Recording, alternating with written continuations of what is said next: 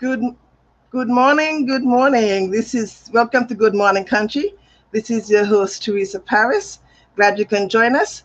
While we're here, please take a moment to like and share this podcast. You're going to enjoy doing what you do because we have a live events coming up shortly, and then we have our two guests, which is Karen Bramblett from Plymouth Township Council and Dr. Monica D'Antonio from the Greater Norristown NAACP.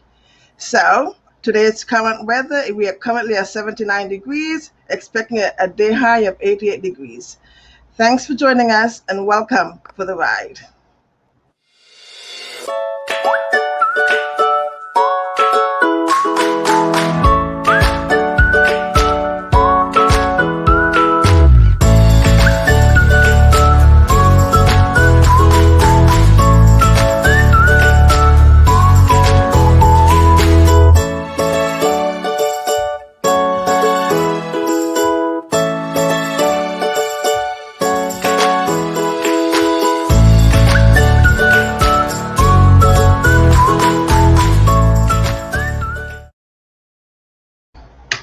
Welcome back. Welcome back. Thanks for staying with us. We have a gift card that's, if you share this video with us, with your friends on your network, we have a gift card that you'll be eligible for in our drawing, which is going to be drawn at the end of this month. And this month is Pride Month. And as part of Pride Month in Montgomery County, yesterday we had the flag raising ceremony, which was hosted by Commissioner Val Arkush. We had a few members in attendance who are my dear friends, and the flag is now going to be raising below the other flags here in Montgomery County at the courthouse throughout the month of June. And bring it a little bit closer to home, we have Karen Bramblett from Plymouth Township. Plymouth Township voted on Monday evening to host their flag also throughout the month of June. Though they've passed the ordinance a couple of years ago, they are now going to have it here. So Karen is a 30-year resident of Plymouth and a large member of the Plymouth Township Council since January of 2018. And she's also a volunteer member with the Montgomery County Child Advocacy Project. Thank you, Karen, and glad you could join us this morning. Thank you, Teresa. Welcome. Good morning. Thank you. I went into you yesterday briefly, and thanks for being here with us again here at Good Morning Country. We appreciate having you here with us. Thanks. So tell me about you. You are on the council. You guys had a very interesting meeting this past Monday night, so tell us about it. Yes, I've been on council for almost 4 years now. It's coming to the end of my first term. And in the first months that I was on council, we did pass an anti-discrimination ordinance that would recognize that we also need to protect our LGBTQ community. And this past Monday night, we announced that we are raising the Pride flag during the Pride month of June. We are raising it in two locations in our township: the Plymouth Township building on Belvoir Road and the Greater Plymouth Community Center on Jolly and Germantown here in Plymouth. So both sides, they'll get good visibility in our township, and it's important that we did this. Awesome. So are you having like a ceremony for that day when you're going to raise a flag? No, we are not. And I need to drive by today and see if it's already up. We're not having a ceremony. We just made the announcement. So feel free to come out and see it. I hope you do. And any questions you have about why we made that decision, I'd be happy to field from anybody in the audience or from you. Awesome. Thank you so much. Now you do a lot for child advocacy. Tell us a little bit more about that. And how did you get involved with it? Well, I am a lawyer, and I stopped practicing law when my husband became terminally ill, and I took care of him at home in hospice. And after he passed away, he had been a professor at Temple for 38 years. That's many years. And I wanted to give back to people, especially young people, the way he had his whole life. So I decided to just become a volunteer attorney. The Montgomery Child Advocacy Project represents abused and neglected children throughout Montgomery County. So if they are victims of crime, we go through the trial with them to give them the strength to face their abuser, particularly if the abuser is somebody well known to them. We represent them in protection from abuse actions, where we have to keep dangerous people, specific people away from them. And I represent them in dependency actions, where the child is either abused or not getting the care they need to survive and thrive in the home. And so I am their voice, and that's what we do. We are not on the side of the Office of Children and Youth. We're not representing the mom or the dad or any grandparent. We are not on the side of the police or the district attorney. We are the child's lawyer. We are the child's voice. If the child is old enough to have their own voice, we give them that in court. Sometimes my children are just babies and they're not even speaking yet. So I am still their voice. I check on them. I meet with them. I make sure they are safe, and I know what they want, whether they're elementary school, middle school, or high school. I want to know what they want and be their voice to transmit that to the judge. That's good, Karen. Awesome. So how do you get these clients? How do you get your clients? Well, the court request an appointment, and Montgomery Child Advocacy Project is a program that was started a number of years ago, actually by some assistant district attorneys at the time, who saw the need for the children to have advocates, especially in criminal cases where perhaps the perpetrator, alleged perpetrator, is friends with or allied with one of the parents, and the parent is taking the side of the perpetrator. They saw a need for somebody to be on the side of the child, a friendly face in the room, someone to walk up with them and walk out of the courtroom with them. And not partisan person. Yes. So when a dependency case is opened or when a protection from abuse action is filed, the court, one of the judges in the court, contacts the Montgomery Child Advocacy Project, and we call ourselves MCAPs. That's okay. So they contact MCAP and say they want an appointment for this child for this reason, and this is how old they are. And then I'll get an email from MCAP asking, can I represent this child? And if I say yes, then the court appoints me. So I actually have a court order that says I am the lawyer for this child. Oh. And the police and the Office of Children and Youth and doctors and hospitals are all required, if I request them, to give me any records they have. Awesome. So I am with a group in Norristown. It's called Montgomery County Participatory Defense Group. And they're like a support group for people who have families or loved ones going through the justice system. And so from time to time, we need a resource for an attorney that can give insights of what to expect. So maybe that would be a great connection for you as outside of the where you get your quotes for your recommendations from your clients. Okay, thank you. Yes, I'm not familiar with that. That'll be great. I'll connect you. I'll get you that connection. We thank you so much for that. So I have a dog. Sorry. Oh no, that's okay. That's okay. That's my son to take him out. Okay. Sorry. Reed. That's okay. Show him. Let's see him. Come here. I'm so sorry. I told him to be on the alert to listen for him, and now he's nosing my computer. I bet you haven't had this problem before.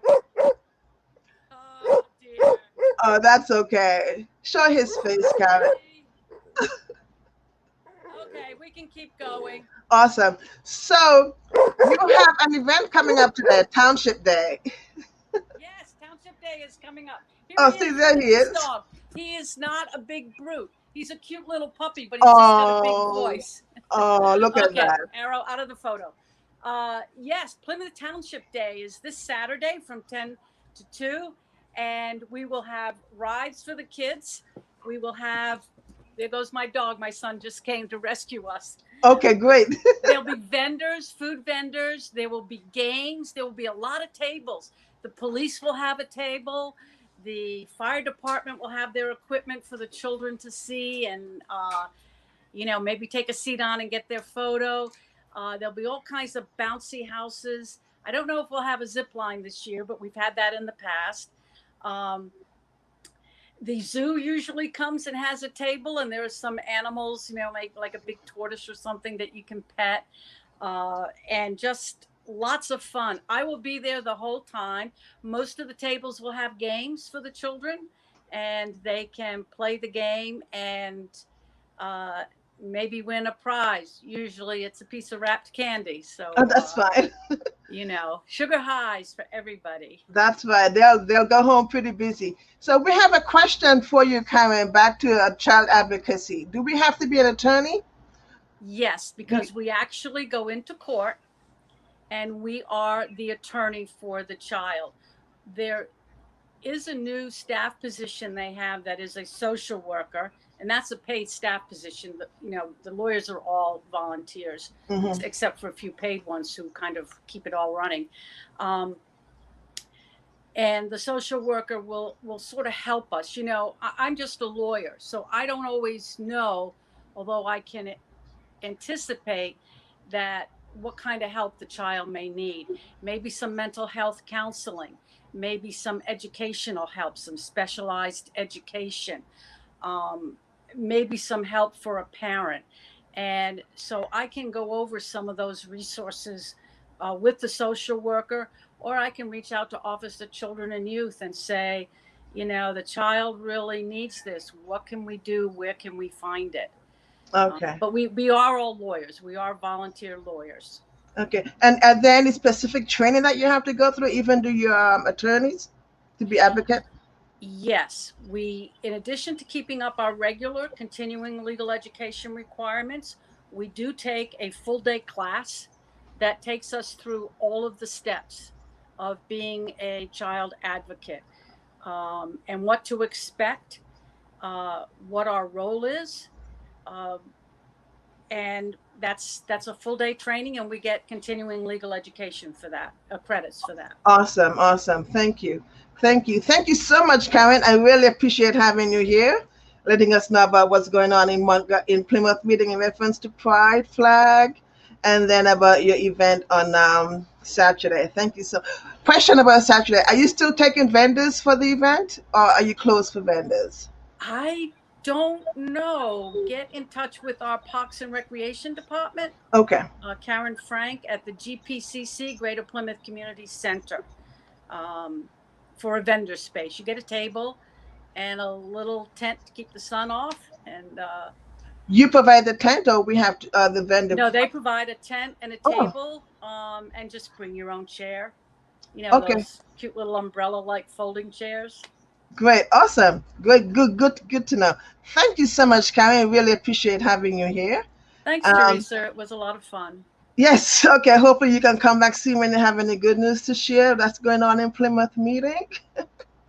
And so coming up next, we're going to be hearing about Juneteenth. But before we do that, let's take some words from our sponsors.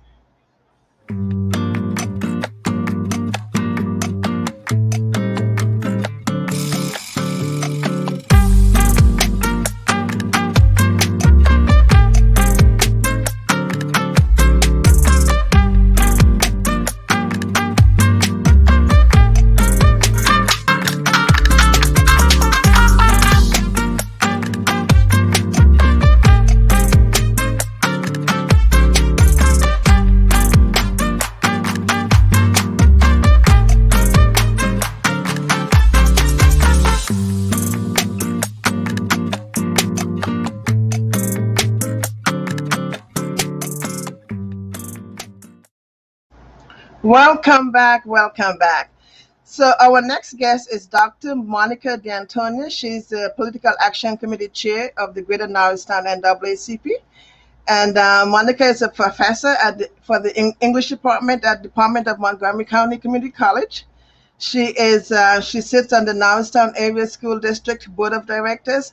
And again, she's chair of the Norristown NAACP Political Action Committee, and they're the ones who are hosting the Juneteenth event this on the 19th at the Elmwood Park Zoo. But before we bring Monica on, you want to know about Juneteenth. Here's a brief history of Juneteenth. Sometime in the water, sometime in the water, sweet Jesus, He carried me. Sometime in the water, sometime in the water.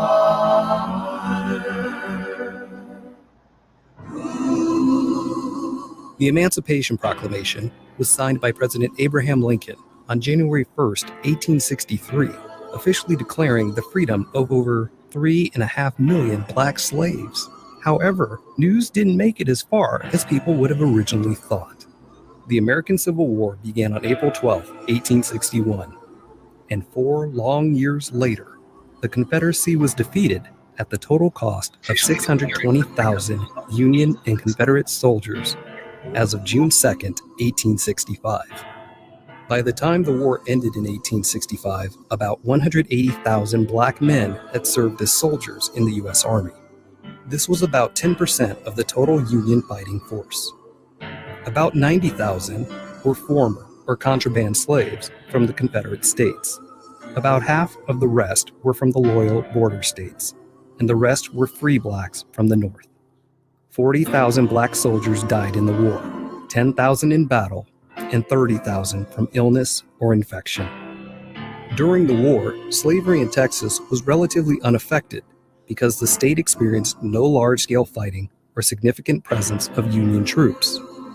Many slave owners from outside the Lone Star State viewed it as a safe haven and moved there with their slaves. After the war came to a close in the spring of 1865, with General Granger's arrival in Galveston to announce that the Civil War had ended, signaled freedom for Texas's 250,000 slaves, they had no idea that their freedom had been secured by the government.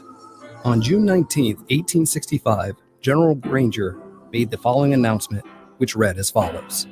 The people of Texas are informed that, in accordance with a proclamation from the Executive of the United States, all slaves are free.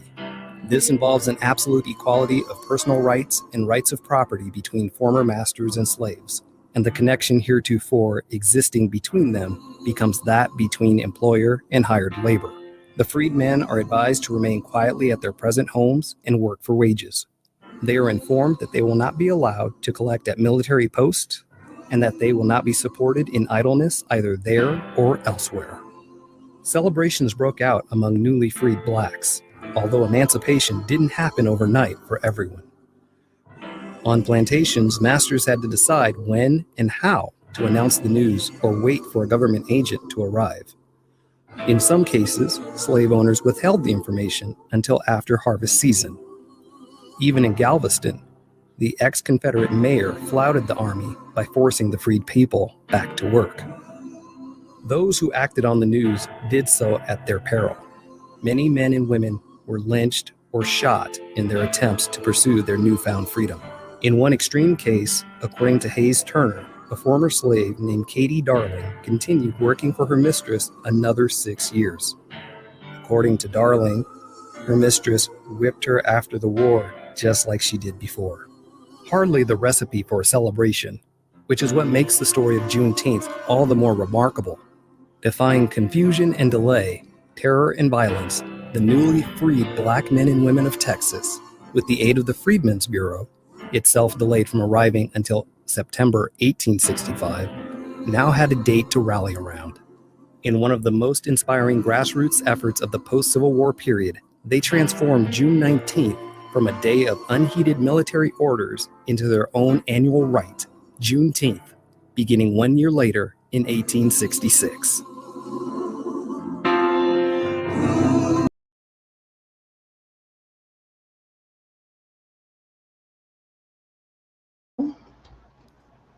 We're going to bring it home a little closer to home in Norristown with my friend here, Monica, Dr. Monica D'Antonio, Chair of the Political Action Committee.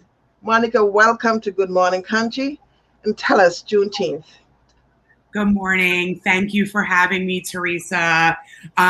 As you mentioned, I'm here representing the Greater Norristown NAACP today. I am the chair of the Political Action Committee, and we have been working diligently over the past few weeks to put together really a celebration of freedom on June 19th from 1 to 4 at Elmwood Park Zoo. The goal, I would say, of the event really matches what our goal of political action is in the NAACP, which is education, outreach, and engagement. We want people to learn about our nation's history. We want people to learn about the political process. We want people to learn about representation, how to advocate for themselves. So that's what this event really hopes to achieve. So we have a number of guests coming. We have students from Norristown Area High School that are going to be running oral history workshops and group discussions on Juneteenth and what it means to them. There's going to be students speaking their truths and sharing their stories, and we encourage guests at the zoo to join in and share their stories. And the goal is really to just come together as a community and again, celebrate our freedom, celebrate each other's diversity and the beauty of Norristown, which is our diversity and how eclectic our society really is. So come join us at the zoo and be a part of this day. Awesome, awesome. And I see that the Norristown chapter does have a youth arm, which is housed in the high school. A brief history on that? Correct. Yes, we do have a youth segment of the NAACP. We have a number of students that are involved and teachers. Shout out Jill. Jill Myers, who organizes our youth group. And again, the idea is really this next generation is where it's at. They are going to save our lives. So we need to get them engaged. And Jill's group does a great job of being active and engaged in the community and in the NAACP. And we're really looking forward to what they're going to bring to the Juneteenth event in terms of, like I said, the Oral Histories Project. Thaddeus PA is doing a discussion group on Juneteenth, and he's doing a brief history lesson. So the students are really engaged, the youth are really engaged, and we want to be supportive of that in the NAACP, but in Norristown in general, and get our students out to these kind of events and leading these kind of events. Mm-hmm. Awesome, awesome. And what I forgot to mention is that also you're part of the new board that's now with the NAACP under the leadership of President Angelina Hinton. So yes, we have to get that out there. All right, good. So what's next for the NAACP? After Juneteenth, what comes up next? So a few things that we're working on. Well, one, the Education Committee is going to be doing their Future Leaders Night, where we celebrate Norristown area students and their successes. That's going to be on June 22nd at Mount Zion Church in Norristown. So if anybody wants to come out and celebrate our students with us, we'll be there for that event. We're also we're kind of riffing on Philadelphia's One Book, One Philadelphia project, and we're going to be doing a One Book, One Norristown. We have meetings coming up on that. We're going to be doing a book selection committee, and then we're going to be kind of kicking it off at the Juneteenth event at the zoo. And really the goal here is we want to be continuously involved in educating ourselves and being active, right? We don't want that to stop after Saturday, Juneteenth. We want to keep that going. And we think a collective book group in the borough would be a great idea to keep people reading, keep people getting educated, and keep us engaging with each other as a community and discussing topics that matter to us. Awesome. Now, with that book group that you have coming up, was that open only to members or can be members of the community? Oh no, it's open to everybody. So we have folks from the Norristown Library that are going to help sit in on this committee. We have students, we have members of the NAACP. So I think Teresa was running our NAACP email address across the screen here. So if anybody's interested and wants to learn more, please reach out to us on our website, on Facebook, or send us an email. And you can even email me as well, MonicaD'Antonio15 @gmail. if you would like to be part of our One Book, One Norristown project. Awesome. And as far as membership with the NAACP, does membership in the Norristown gives a membership to the national? How does it work, the membership status? And is there a fee for that?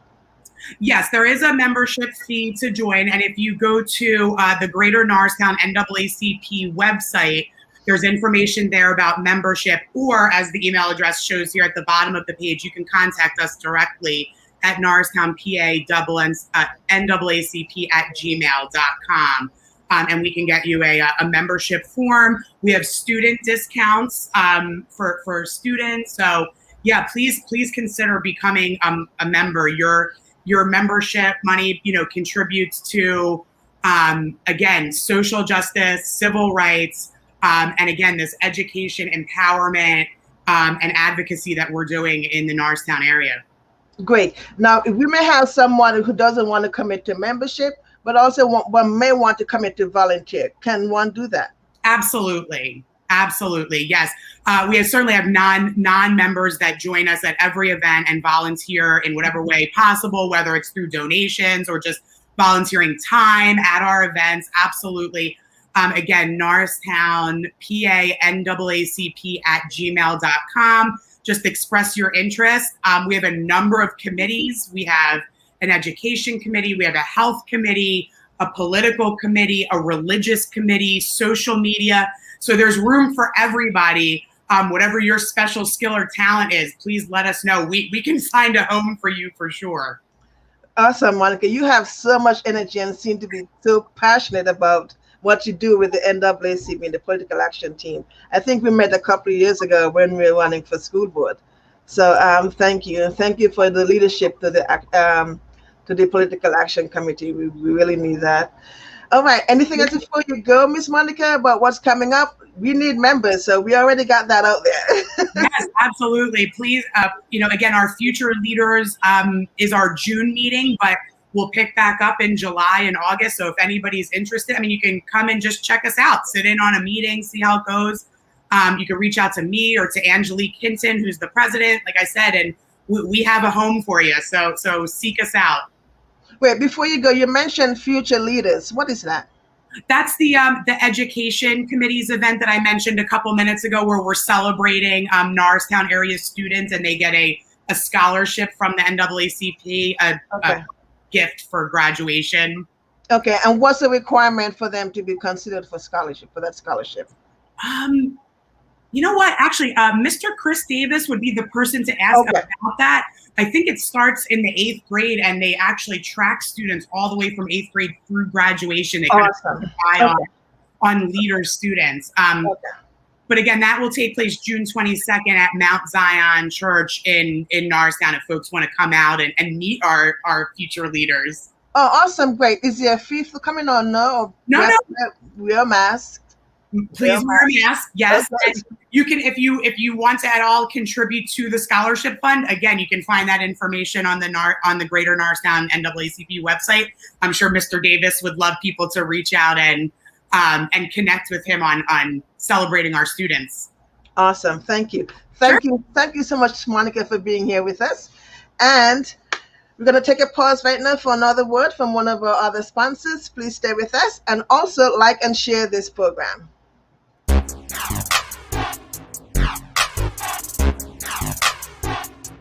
My name is Blaine Pierce. I'm from Norristown, Pennsylvania. Graduate of Delaware State University, sports science major, member of Kappa Alpha Psi Fraternity Incorporated. We are located in Norristown, Pennsylvania, 1725 Markley Street, in the Astor Shopping Center, right next to the zoo. We handle one-on-one personal training, group and fitness classes, strength and conditioning classes, kickboxing training, boxing training. We also have yoga classes and massage therapy and movement therapy. My passion has always been to help others become their best self, stronger physically and mentally.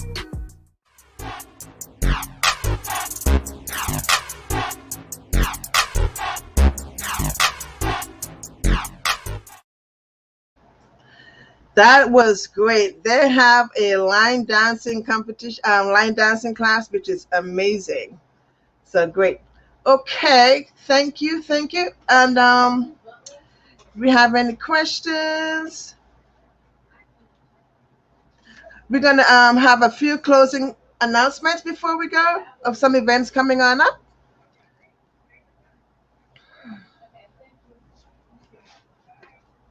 There's a shred event coming up at the community center here in the firehouse in Plymouth meeting.